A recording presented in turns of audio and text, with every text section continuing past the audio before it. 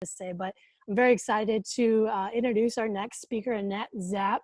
When you think about her expertise and accreditation, she literally touches every single topic and area. And I think of versatility and dynamicy, and she's the one. Her education, she has a master's degree in biochemistry and molecular biology.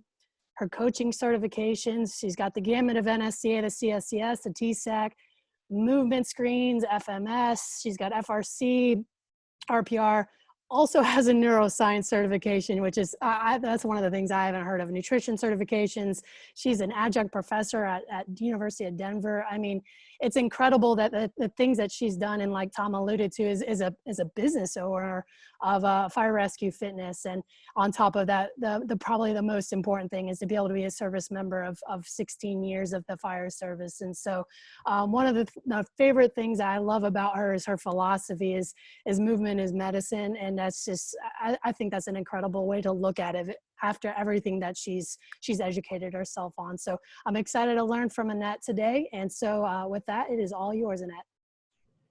Lainey, thank you so much for such a kind introduction. I really, really appreciate it. And I appreciate the opportunity to be here because, as she alluded to, I'm a little bit of the elephant in the room.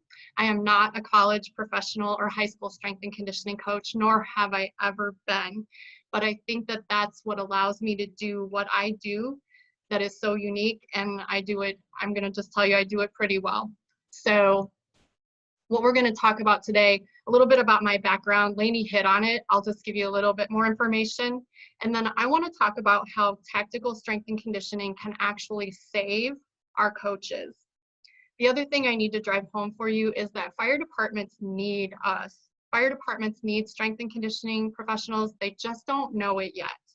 And then finally, if you're going to work with this demographic, we're a real different animal, and you need to understand us because we have some very unique needs. So as Lainey alluded to, I do have a master's in biochemistry and molecular biology, and I really pride myself on being an evidence-based practitioner.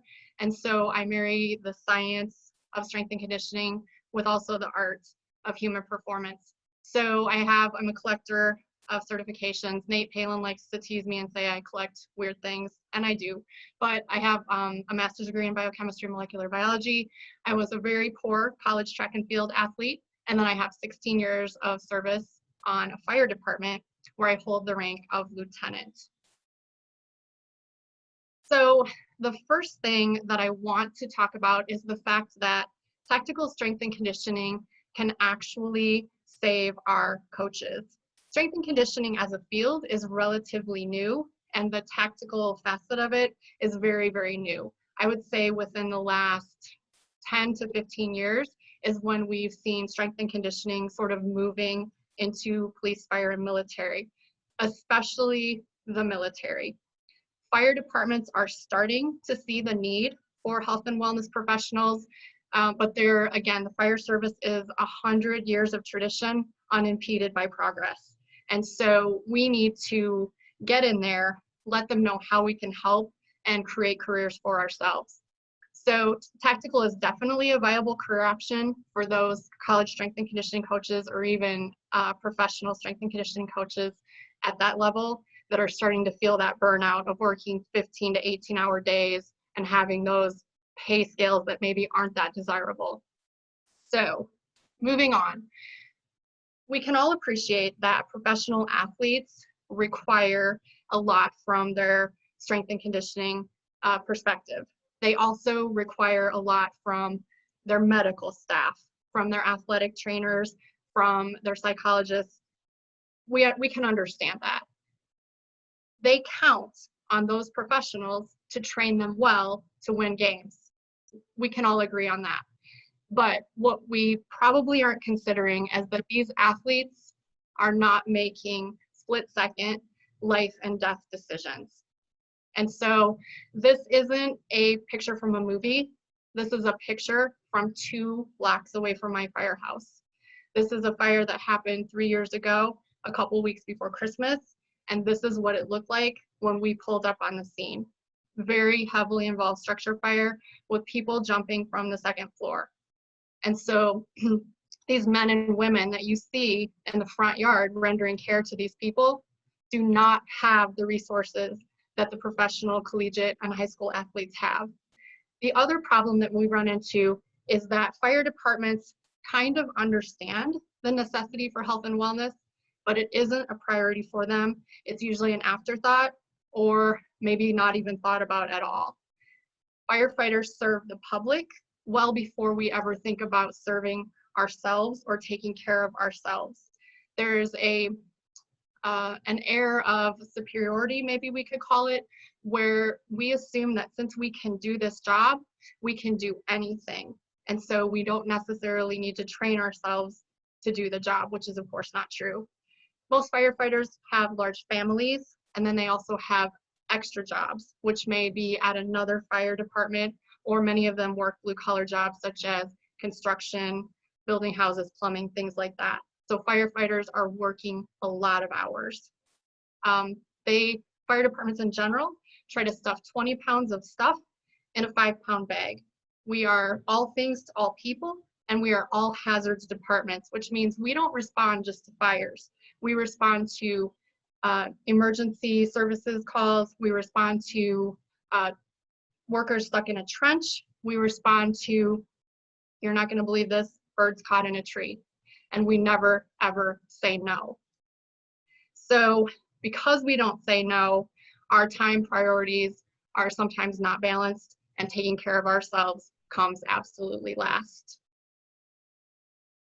The other thing that you need to understand about firefighters is that we suffer from sleep deprivation, and we see trauma like you would never believe. And we're never trained to process that trauma in a healthy way. And so the picture that you see on your screen right now is Chris Fields. He was the Oklahoma City captain who responded to the Oklahoma City bombing. And he's holding in his arms Bailey Allman, who had just turned 1 the day before. And so this call haunted him for years. And he actually became an alcoholic. He left his family. And the story has a happy ending, but for many of our firefighters, there isn't a happy ending.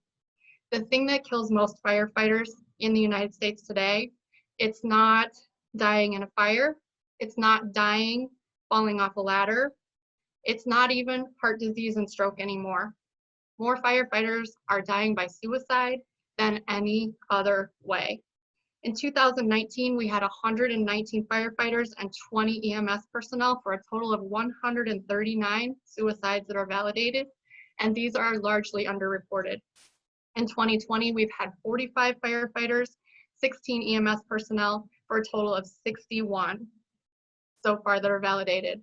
And I'm really, really sad to say that just yesterday in Hinsdale Fire Department, around 15 miles from where I work, we had another firefighter suicide. So sleep deprivation, nutrition, lack of mindfulness training, this trauma, lack of meaningful movement, and also no outlets for stress mitigation and outlets for trauma are a recipe for disaster in these firefighters. So moving on to a couple of my last slides. When you're talking usually about, especially collegiate or professional strength and conditioning, you're looking for performance metrics, and you're always looking for better performance.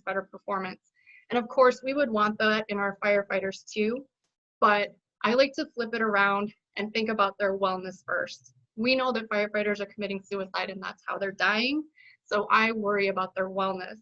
I train them on the importance of sleeping, nutrition, meaningful movement, mindfulness training, and healthy outlets for stress. Once they've got all of those pieces in place, we can worry about their actual health, fitness, and performance. But if you're going to work with this demographic, you always have to work with wellness first. And very much like your freshman athletes that are coming in, a lot of your firefighters are going to have very low training age. But the tricky thing about firefighters is most of them keep a very low training age because they keep starting and stopping. They quit, they fall off programs. They have, their family has another baby, they go off their program for 6 months, and when they're off, and then they have to start all over again. So it's the eternal freshman coming back in to start training all over again. So finally, a lot of people usually have questions after they listen to me talk. Firefighting is a great career in terms of strength and conditioning.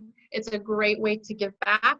One of the things that I would recommend to you is if you are interested in training firefighters, first of all, feel free to contact me and I will help you in any way that I possibly can. But I give you 3 tips. I give this to everyone. Do not undersell your services. Do not underbid your contracts, and do not give away your services unless you are a not-for-profit. Because once you define yourself as free, that's what the fire department expects for you forever. And they also don't put a value on your services. So charge what you're worth.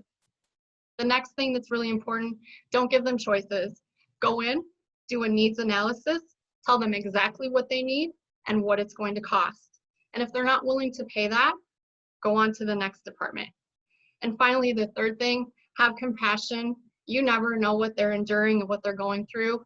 This is a horrific career, and it's very, very meaningful to have someone to work with them, but keep that compassion always. And I appreciate your time today. Thanks so much.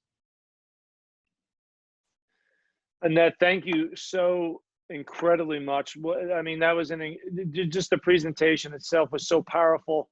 And quite frankly, an area that I guess I never even really thought of as far as, you know, strength training and doing this stuff for our firefighters. So thank you so much for not only the level of what that presentation was, but informing us and opening the doors is something that's really, really valuable. So to all of the speakers, again, I knew it was going to be great, but you guys exceeded all expectations on that.